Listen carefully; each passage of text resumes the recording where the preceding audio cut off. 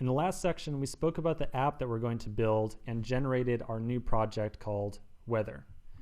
Now that all of our dependencies are installed, I'm going to go ahead and open Finder, find my iOS directory, and open the Xcode project file. Next, I'm going to go back over to my terminal, open my code editor, and while that's going, I'm also going to run npm start to kick off the build process as well. And looks like npm start is running successfully. Cool. So going back over to the code editor, I'm going to open up index.ios.js. Looks like we've already got it up here on the page. And as you know, I don't really like working with a pre-generated code. The code that we're going to write initially here is going to look very similar to this, but nonetheless, I really like starting from scratch. So we're just going to take everything out and start from scratch here. So the first component that we're going to focus on is the map widget itself. The map that we're going to use is a component that's provided to us by the React Native framework. So we're not going to be building a map from scratch here. This is a tool that we get available to us. React Native provides a light wrapper around the native implementation of a map view. So when we tell React Native to make a map view, React Native in turn is really telling the phone's operating system to make a map for us. So React Native itself is not actually, it's not generating a map. It's not really doing any of that. It's just telling the operating system, hey, please create a map, and we want to work with it in some fashion. So let's get started by defining our root component. Let's say var weather react.create class. We'll stub out our render function. Cool, looks good. Next, we'll import the base React object and pull a couple of properties off of it. So we'll say var react is require react-native, then var. We'll do our destructured assignment here again, and we're going to grab app registry map view and style sheet. Next, at the bottom, we'll declare our styles. So we'll do var styles is style sheet.create. And this is going to be a pretty straightforward little style sheet that we got here for right now. It's going to expand in the coming sections. But for right now, we're just going to have the single style of map.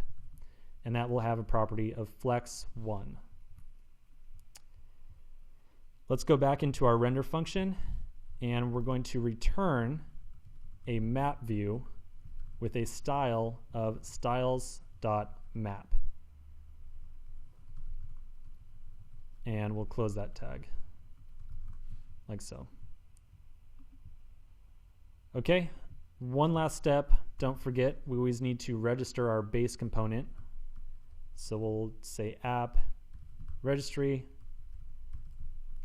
register component, and this is going to be just weather,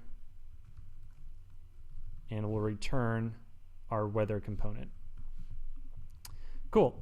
So I know that the code that we just deleted, the automatically generated code that we got from when we created our project, it really looks very similar to this. Nonetheless, I do feel it's really important to start from scratch every time. The reason for that is that I really want you to get this process here, this boilerplate, really committed to memory. I want you to just kind of spit it out without having to reference any materials. Almost every component that we create is always going to have the same 3 or 4 sections to it, as we previously described. At the top, we import some code. Second, we create our component. Third, we do some styling. And lastly, if we're inside of our root component, we'll set up the app registry and register the component. Pretty straightforward. Cool. So this looks good. I'm going to flip over to Xcode and hit our play. I've already got a instance of the simulator running. So make sure you go ahead and hit play, but I'm just going to use the instance I've already got here. If I can open it, I'm going to just start it over. There we go.